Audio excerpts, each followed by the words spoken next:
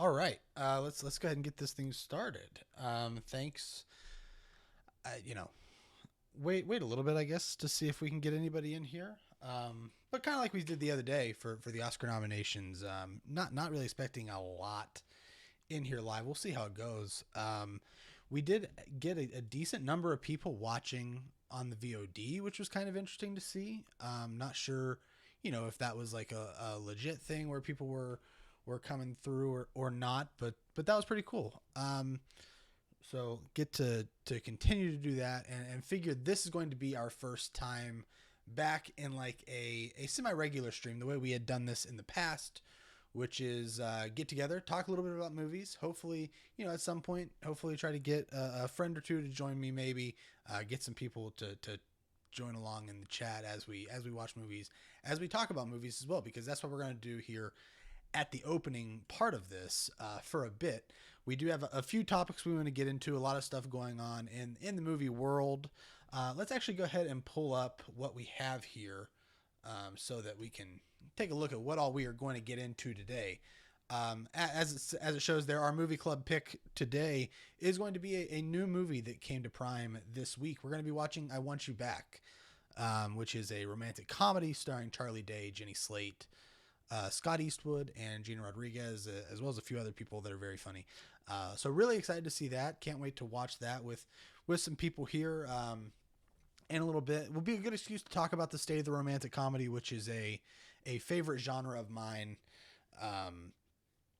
and get into some other stuff. But first, let's go ahead and get things kicked off here today with uh, looking back at the Oscar nominations. Like I said earlier, we did react live on the stream on Tuesday to the nominations, and that was a lot of fun. Had a really good time. I thought I was actually, I know a lot of people have been talking about being, some people were disappointed with the nominations, things like that. I actually feel really good about this group of nominees.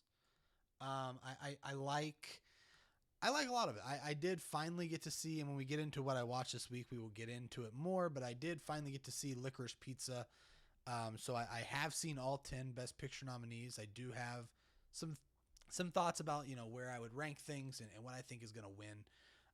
But first, I do kind of want to look at some of the discourse that has been going on. And I know a lot of people have been one of the big bits of conversation among kind of I guess seen a lot of celebrities talk about it. I guess Jimmy Kimmel talked about it. I saw Kevin Smith mentioned it. Like people being very upset that Marvel movies, specifically Spider-Man: No Way Home, did not get nominated for Best Picture. I think it's just a matter of what you want the Oscars to be. Like for me, when I have grown up watching the Oscars, one of the great things about it was not seeing like, of course you want the movies that you love to be the movies that are recognized as the best of the best, right? So you do have that going on for it. And I do have movies that I will be rooting for this year because I love them a lot. But one of the big things about stuff like the Oscars is that it's not just about rooting for your favorite, right? It's about honoring the best in film for the year and understanding that, what some people might like, what might do really well in the box office might not be the best movie of the year. And the best thing about the Oscars has always, for me at least, been getting to be introduced to movies that I hadn't heard about. As I go back and study past years, being like, okay, hey, I want to see this because that had a lot of awards consideration. Maybe that's worth checking out, and it was usually. So I think that's going to be really cool. I know that like there are going to be a lot of people because of this Oscar season. People who have already seen Spider-Man: No Way Home, people who have already seen No Time to Die, people who have already seen some of those big movies, people are going to discover Coda. People are going to discover Drive My Car. People are going to find out about movies like that. People are going to find out about The Worst Person in the World because it got 2 nominations. That's a really cool thing. And I think that's something that needs to be valued a lot, in my opinion.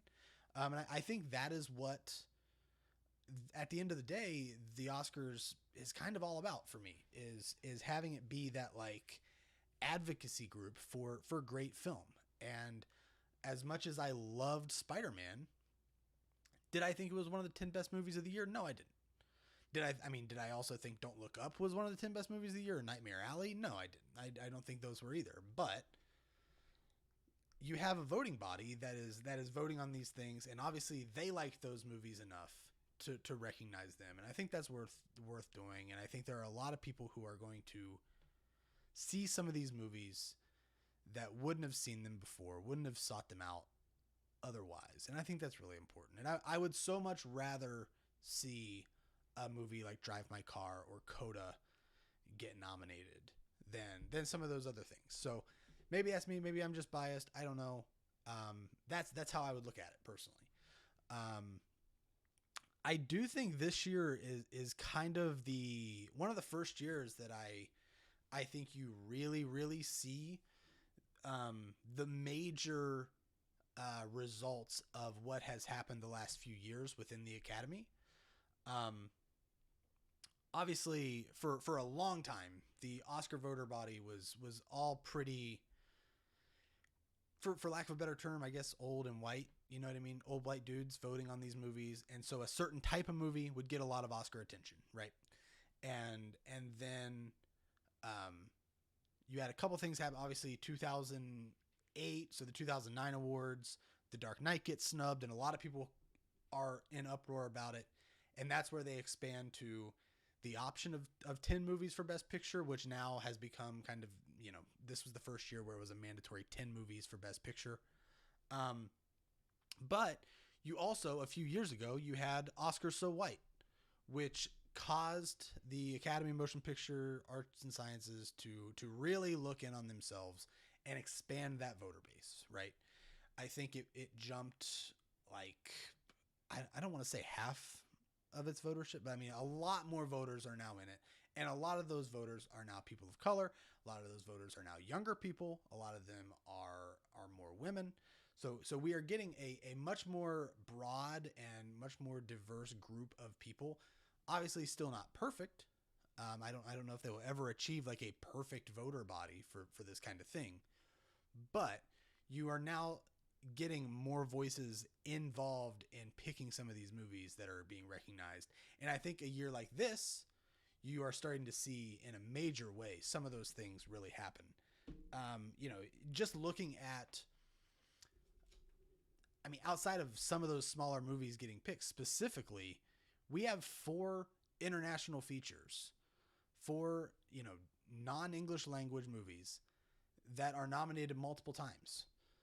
Drive My Car got 4 nominations, so it gets the big 2. It gets picture and director. Also got adapted screenplay in addition to being the favorite for international feature. You then get Flea, which becomes the first movie ever to be nominated for animated, documentary, and international feature, and is a very good movie.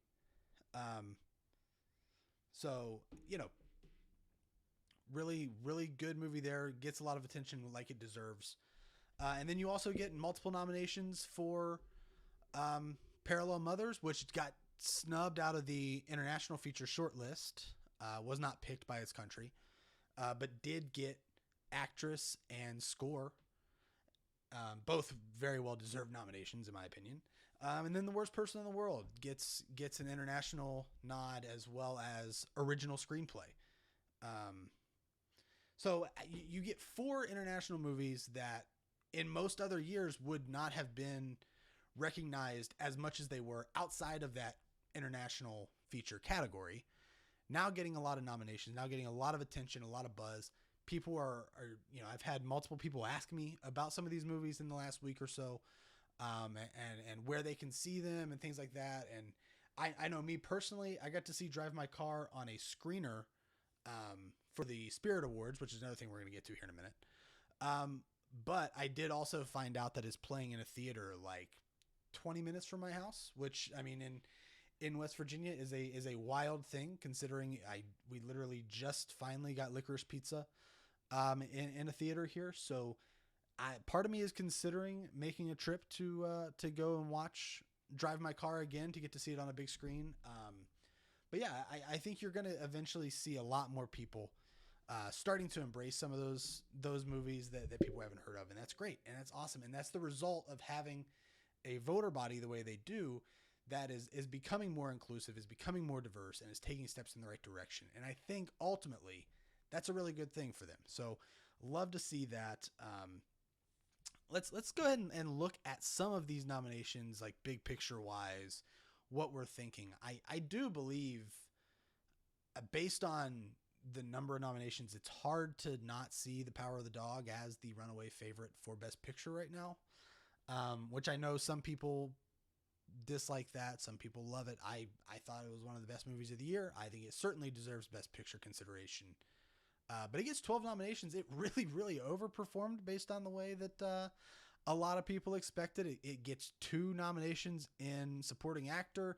It gets a nomination for production design. You know, it got one for editing.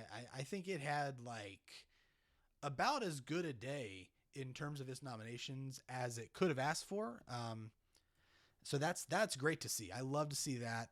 And then obviously Belfast underperformed a little bit, which was surprising to me. I know a lot. That's one movie that people kind of have set up as a little bit of a villain in Oscar season this year. But for me personally, I thought it was a fine movie. I thought it was really good. I liked it.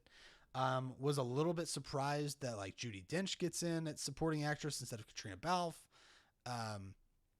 But I think for the most part, everything that it got was pretty deserved and probably could have / should have been in 1 or 2 more categories. So that was, that's interesting to see. But I do think at this point, Power of the Dog feels like the overwhelming favorite. There are a few things I'm interested to see how it shakes out throughout these next few weeks, because we do still have like a month and a half before the ceremony happens on, I think, March 27th it is.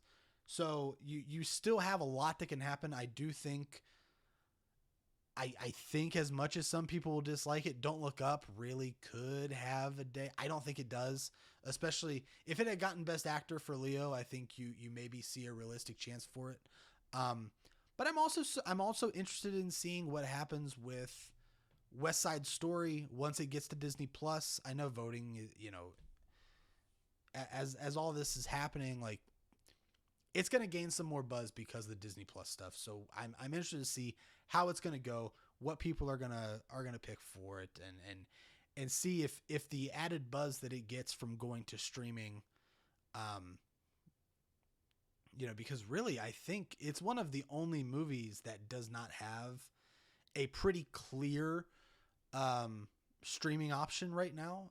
They've announced that it's going to Disney Plus at the beginning of March, but like we knew King Richard was going to be on HBO Max, plus it had been on HBO Max. Same with Dune. Drive My Car, we really don't know where it's going to pop up on streaming before, if it will. Same with Licorice Pizza, which I would honestly be kind of surprised if it goes to streaming before the ceremony. Same with Belfast. People can rent that VOD, but I think having West Side Story pop up on a major streaming platform in a way that like all of these other movies that are on Netflix or whatever aren't going to be able to do, I think that could make a difference. I don't know. It could give it some momentum. I would love to see it have a good run. I don't think it wins, but and I don't think it's better than Power of the Dog either. So I think that's also interesting to look at. So could be good. Could be great to see. And then the other major story to come out of it were some of the snubs. And I think a lot of people in particular were very surprised in Best Director to see. Everybody knew that there were 6 names, right? Once Drive My Car was building momentum, once Hamaguchi was looking like he was getting in at director, it started to look like it was going to be basically between Hamaguchi, Spielberg, and Branagh. And 2 of those 3 were going to get in and 1 was going to be out. And then nomination day comes around and we get Hamaguchi, we get Spielberg, and we get Branagh, and somehow Denis Villeneuve is left out. And that surprised a lot of people. I think I thought Villeneuve was like, aside from Campion, who seems to be running away with the win here potentially, I thought Villeneuve was the next safest person to get in, just because that movie was so well directed and so well done. But it does seem like kind of maybe the Academy voters are going the Lord of the Rings route with this, and saying, let's see how he lands the sequels, let's see how he finishes the franchise out, and see what we can do from there. So I think I think he will get recognized for this movie. Obviously, Dune did really well. Got, how many nominations did it end up with? It ends up getting 10 nominations still, which is second to Power of the Dog. And it's another one of those things. It's the blockbuster of the year to get widely recognized. And I think deservedly so. I loved it. I wish Villeneuve would have been given the best director nomination there, even though I don't think he would have won it. But they'll get around to it eventually for him, I'm sure, with this, especially if the second part is as good as that first part was, or better. And then the other major snub, I guess, that a lot of people thought was going to happen was Lady Gaga, where a lot of people, including myself, kind of had her for her performance in House of Gucci written in not only as a nominee, but kind of the favorite to win it at this point, with how hectic and tumultuous that category had been. Surprising. I think everybody, it's another one of those things where it's hard to be, it's like the same with Best Director, where it sucks that Villeneuve got snubbed, but really, I mean, I guess aside from Branagh, I didn't love, I think the direction in Belfast is not as good as the direction in Dune, but I still think it's pretty good. Best Actress is a category where I really, now granted, Spencer is one of the 6 movies I have not seen yet, so I don't know exactly how much I like Kristen Stewart's performance as Princess Diana yet, but for the ones that I have seen, I can't really argue too much about any of them being in over Lady Gaga. So it's one of those things where it sucks that she didn't get in, because I did, even though I didn't love that movie, I think I liked it more than a lot of people seem to. And I thought she was good in it. I thought she was a pretty good part in it. And I think she hit the campy aspects of it really perfectly. So I just don't know. I would have liked to see her get in, but also I look at that list and I say, yeah, like none of them were really worse than her. I think the one I probably would have put in of the 4 that I've seen over her at this point is Nicole Kidman. But that's one that I completely understand why voters would go for that one over Gaga's performance. So it's an interesting one to see. I can't wait to see how the voting for that category shapes up. I think it's going to be fascinating to see that race in particular, just because, kind of like last year where the precursor awards went to a bunch of different people, I think we're going to see a lot of the same this year for that one. So that's going to be one to watch. I guess at this point, like, it feels like Kidman is probably the favorite, but maybe now that Stewart is in there, we all overthought the fall that Spencer had. And maybe, even though Kristen Stewart lost some momentum heading into the nominations, maybe she picks right back up and wins the Oscar. Who knows? It's going to be fascinating to see. I have no idea what they're doing sometimes. So it's going to be really cool to watch. I cannot wait. We have a lot of time left. I really don't have a lot of blind spots left to clean up, which is nice. As I said, I watched Licorice Pizza this week, so that took that one out. The other big ones that I haven't watched yet are Spencer and Cyrano, which I think only ended up getting in for costumes. So even that one, I'm not like as pressed to watch it whenever it comes out, but I will get around to it. And then outside of that, I think I have the Yak in the Classroom movie that got nominated in international, and then Attica and Writing with Fire in the documentary categories. And I think that's it, other than, also 4 Good Days, the movie where Diane Warren was nominated for Best Song. I probably won't watch that. I might listen to the song just to see how it is and how it compares to the other nominees, but not really a movie that is at the top of my watch list right now, we'll say. So interesting to see that. I cannot wait. We'll talk more about the Oscars, I'm sure, as we do this, because we do want to do more of these streams moving forward, do some more stuff. So we'll get around to that a little bit more later. But let's go ahead and move on to our next topic here, which is the Independent Spirit Awards, the Film Independent Spirit Awards, which has been one of my membership into Film Independent has been one of my favorite expenses that I've made the last couple years. The $100 membership to get to be a part of this organization and sort of get a lot of great smaller independent movies throughout the year, and getting to watch these movies through screeners and getting to see them before the awards happen. It has been really good, and it's helped to broaden a lot of my movie watching at this point, which is great. And it's a lot of the stuff that like I love. And then the common theme is like, I will talk about how much I love something that I watched through Film Independent, and people be like, I've never heard of it. And that's what kind of sucks about it. And this is why we are doing this particular segment on the stream for anybody who's watching on demand. Cause like I said, not sure how many people are going to be in here live at all, but, I do want to say we're voting for the Spirit Awards started yesterday. So the 11th, I think, right? Yeah, the 11th. And I'm not going to be talking about my ballot yet because I do still have plenty of blind spots left to fill on this one from our screener site.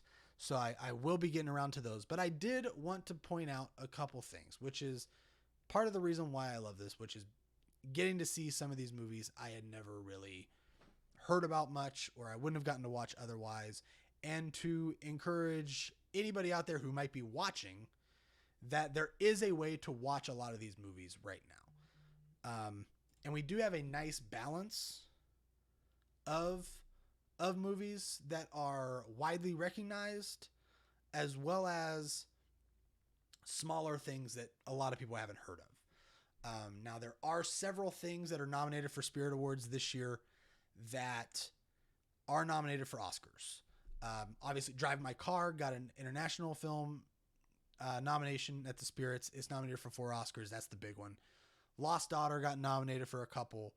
Coda's a Best Picture nominee. Flea gets the 3 nominations. Summer of Soul is the best documentary of the year, and it's nominated for an Oscar, and it's nominated for a Spirit Award as well. Parallel Mothers, Ascension. So there's a lot of stuff here that you can get from watching at Spirit Awards that you're going to see at Oscar time. But there's also a lot more things that really, really deserve some attention that you can watch. On this list here, that's the streaming guide of like where you can watch things that are nominated. I'm actually, as I'm going through it, I'm realizing I forgot to include The Humans, which is one of my favorite movies of the year. It is streaming on Showtime if you have Showtime, and you can watch that there. Really good drama with a great cast, all set in an apartment over Thanksgiving dinner.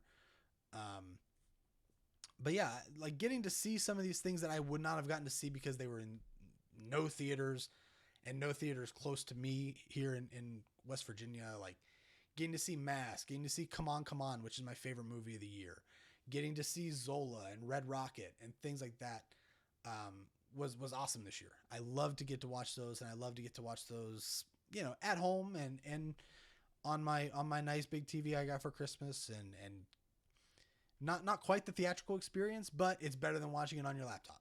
So was great to get a great screener for those. I highlighted here on the streaming guide some of the ones that I would definitely take some time out to see.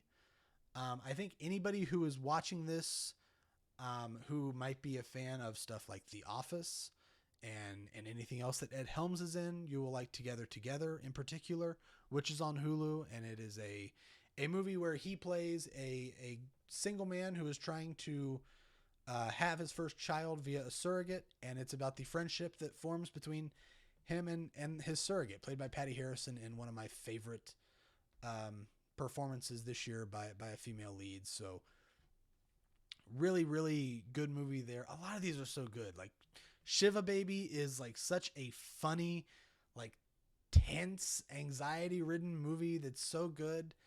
You know, Pig is the best Nicolas Cage has been in years. And I think there were a lot of people who were kind of wishing that he was going to kind of will his way into Oscar consideration, but unfortunately that didn't happen. But I would definitely check that out on Hulu as well. Summer of Soul, if you like documentaries or any kind of movie about music, this is one of the best music docs I've seen in a really long time. Directed by Questlove from The Roots. It's a really, really great movie. It's now streaming on Disney Plus as well. Um, and I've talked about Coda to a lot of friends before, and it's just such a Coda is such a great, like, heartwarming, like, family movie that gets you emotional and is so good. I had a friend I was talking to about it earlier in the week mention like some of the songs and how, like, especially the song that she sings toward the end of the movie being basically like a Disney hero song. And in a way it really does have, and I mean this in the best way possible, it feels like the independent version of what you would get in a Disney movie. And it's so nice to see that. I love that movie. I love those performances. I hope Troy Kotsur finds a way to sneak out an Oscar win. I don't think it's going to happen, but I really, really want it to. I do know I can't. That's the one vote I will disclose, is that he does have my vote for supporting actor at the Spirit Awards. But yeah, a lot of really great movies that you can get that are smaller movies that a lot of people haven't seen yet, that aren't going to be marketed much by some of these streaming services because they're not what people are going to gravitate to naturally. But they're definitely worth taking some time out, and I hope that some of you check these out if you get a chance to watch them. And I think you will not be disappointed by any of them. But let's go ahead and get into what I watched this week. It was a pretty light week for me, movie-wise. Only watched a couple of new movies for the first time. Did a couple of rewatches.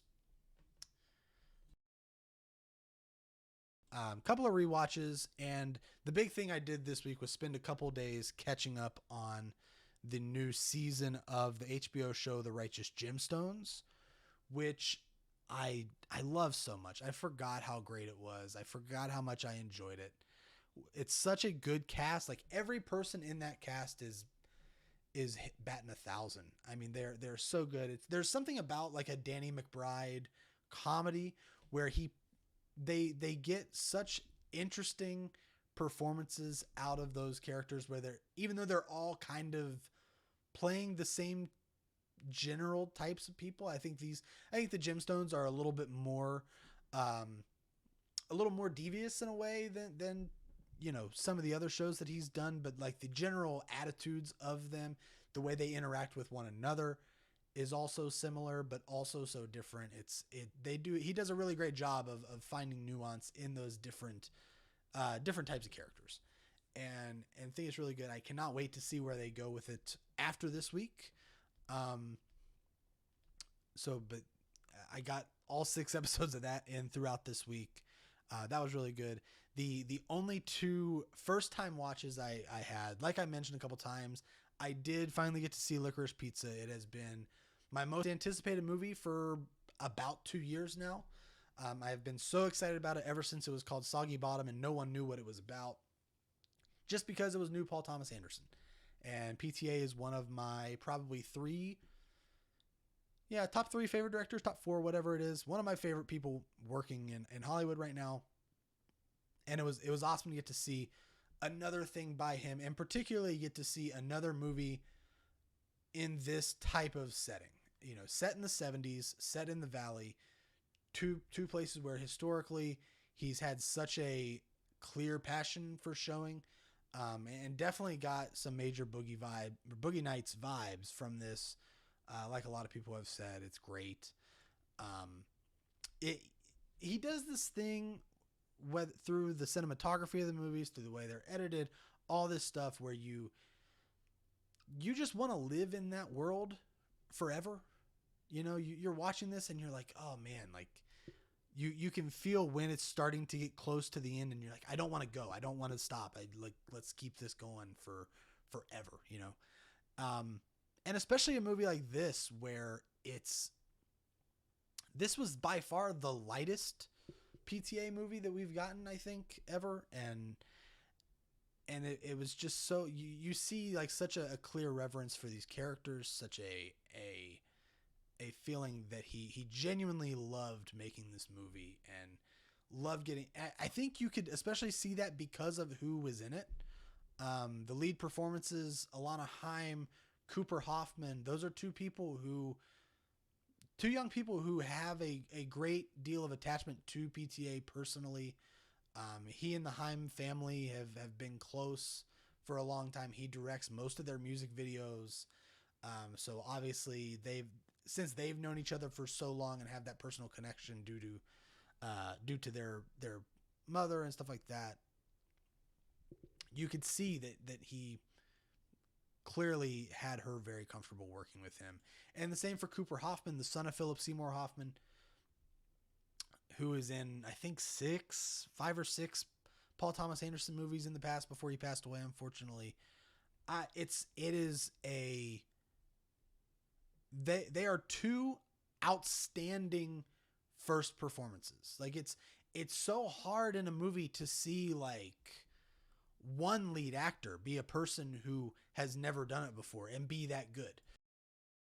And for both Haim and Hoffman, both of them to be in their first movie ever, for both of them to be as good as they are already in this movie. And maybe it was the thing where because they were so familiar with PTA, because they have such a great rapport with him, that made this easier. That's possible, but it still is a fact that like it could have gone poorly. Like they could be comfortable with him and still not be good at this, but they both were really, really good. The whole cast was great. I mean, you look at everybody in that cast. Bradley Cooper, who had some incredible moments in like the 8 minutes that he was on screen. You know, Sean Penn, same for him.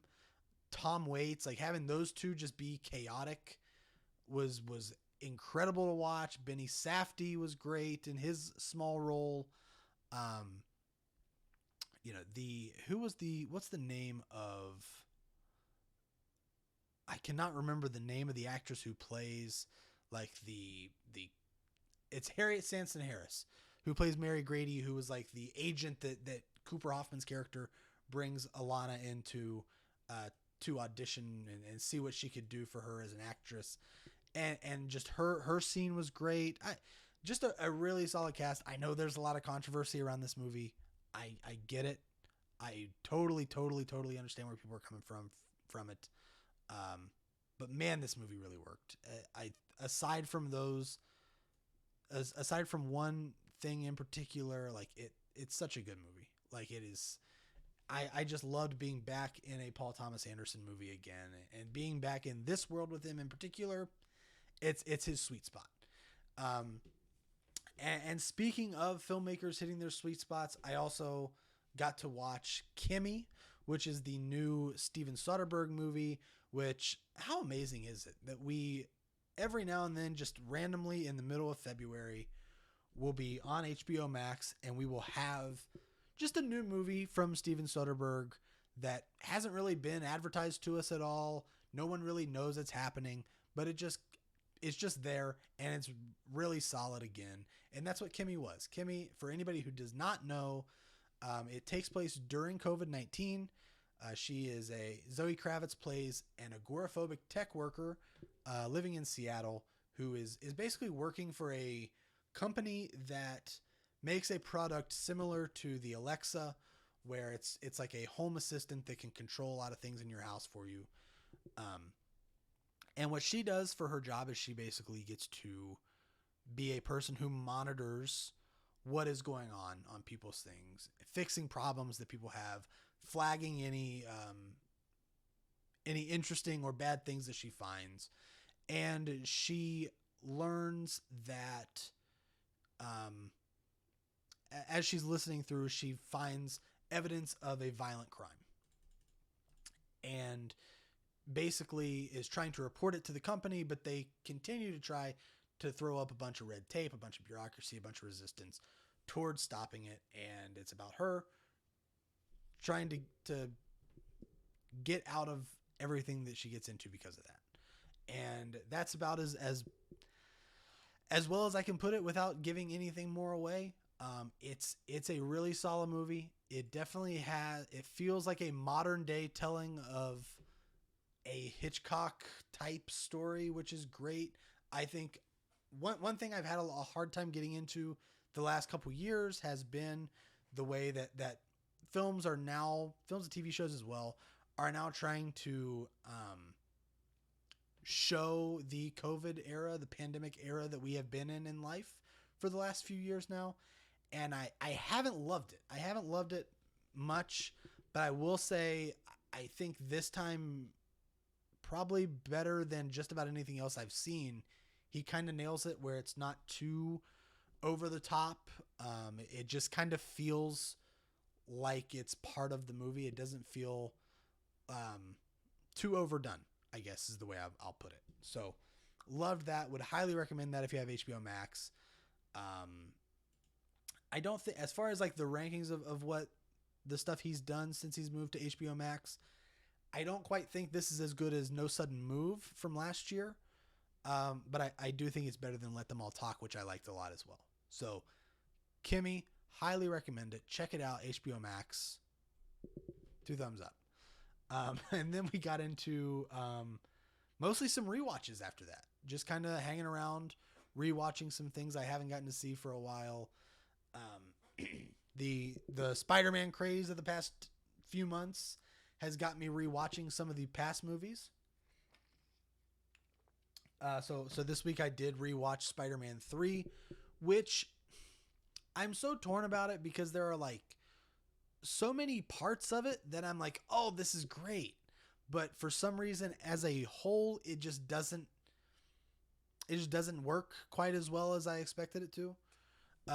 Even on a rewatch, it's been a while since I've seen it, so I basically treated it as a first time watch. But yeah, I think I remembered it being a little better, and maybe that was just because I watched it back in like 2007, 2008, whatever it was. And then I rewatched Jackass 2 and 3 as a lead up to hopefully getting out to the theater again to watch the new Jackass Forever movie here in a few days. But man, those movies are so good. It's just stuff you could turn on and just really enjoy. And I don't know. There's just something about those guys doing dumb stuff that is so funny, and a lot of people have talked about it in the last few weeks. But it's so true. And then the rewatch that I add that will sort of eventually lead us into talk about this week's movie club pick. I rewatched, what I believe to be the best rom-com of all time. I rewatched When Harry Met Sally as part of the movie club that I am doing with my friend John Terry for our podcast Phoning It In that we do with Nick Arthur and Cody Schuler as well. When Harry Met Sally, it is one of those movies that I can go back and rewatch anytime, and it never feels old. It is always so good, so fun to watch. It feels like it set the tone for so much of what became successful for romantic comedies in the years since then, and so much of what I would like rom-coms to get back to. Which is while it's fairly formulaic, and I shouldn't be talking a ton about this one just because we're going to talk about it on the podcast, but like the way that it goes against some of the very typical rom-com stuff while also kind of hitting those formula things pretty well. I think that makes it stand out. I think it's such a good movie, such a perfect movie, but it does bring me to want to talk about the state of rom-coms, because we are doing a movie club where the past few months, John and I have been going back and forth, picking a different rom-com every week for us to watch and discuss on the show. And then basically we have been, after having our discussion about it, we have to come to a consensus agreement about where it stands on the list. And here's a look at the movies that we have talked about up to this point. A lot of great things. I think it's kind of I joked with him that it feels like a course on the modern American rom-com with When Harry Met Sally as that final pick being sort of the capstone to bring it all together as the thing that sort of set a lot of trends in motion. But yeah, it's been a lot of fun to get into these, and it's been a lot of fun to kind of see the way that things have worked, and especially the way that things in recent years have worked as we get into what's coming out now. And I think the last few years, you've seen stuff like Palm Springs be really fresh takes on the genre. You've seen Crazy Rich Asians and Always Be My Maybe bringing a little bit. I mean, I hate to just talk about diversity like that, but like being able to bring the different voices into a rom-com. You know, you can also go to stuff like The Big Sick as well for that kind of thing. It's been really good to see. There's kind of been a renaissance, I guess, in these kind of movies, and it's just so disappointing that we aren't getting to see them on the big screen. But I also do think that one of the things I love about romantic comedies, I guess, is that they are so perfect for being just that comfort food, just that thing you turn on when you're having a bad day, when you're feeling sick, when you just need something to have on during dinner or toward the end of the night. Like they're such a perfect thing to put on and just make you feel good. So in a way, it is perfect that streaming services are sort of doubling down on rom-coms, and I hope they continue making ones that are really good and effective and kind of try to do different things. I can't wait to watch what we're getting ready to watch here in a few minutes with I Want You Back. You know, this is kind of the first big movie week of the year. You know, Kimmy came out on HBO Max. Death on the Nile goes to theaters. And then you have I Want You Back premiering on Prime. And you have Marry Me, which is another romantic comedy that also, in the same way that this sort of feels like it could be a throwback, Marry Me also feels very much like a throwback with two big stars in Jennifer Lopez and Owen Wilson. And they're doing the rom-com thing, and I'm sure they're going to be super charismatic, and it's going to be sweet, and it's going to be fun, and I'm going to come away from it saying like, yeah, it was pretty good. I'd watch it again. And that's what rom-coms do. And that's why, you know, that one will be on Peacock as well as in theaters, so you can watch that right now at home. I really like what they're doing. I hope we get to see some more good things with some bigger stars like this. I know the people in today's aren't necessarily huge stars, but Jenny Slate, Charlie Day, like all these people, Gina Rodriguez, all these people are super charismatic, super fun. At the end of the day, those are exactly the types of people who carry a rom-com really well. And, you know, it's like pizza. Bad pizza is still good pizza. A bad rom-com is still a pretty good rom-com. It's still fun to watch. You still enjoy it. And I cannot wait to see what we get in this one.